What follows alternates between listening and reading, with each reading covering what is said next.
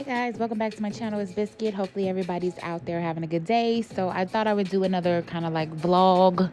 It's kind of just really some clips of when I was in class for my second day. Now I only go to school 3 days a week and I do the rest from home.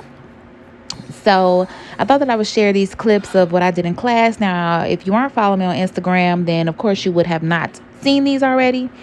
So go ahead and follow me on Instagram at IamBiscuit7 because I normally post everything over there first before I upload to YouTube. So yeah, I was just basically filing, shaping. I did a stiletto set and then I found some polish, and then basically I'm just showing you like the apex and how I built it, laid the acrylic, filed down. So basically these series that I have on Instagram is trust the process, and basically just learning new things that I learn in nail school and just going from there. So basically that's the set that I did. Hopefully you guys enjoy these little clips of me putting it together.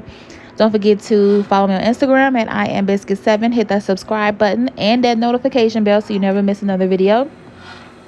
Comment down below and let me know what you want to see in the next video, and I will talk to you later. Bye.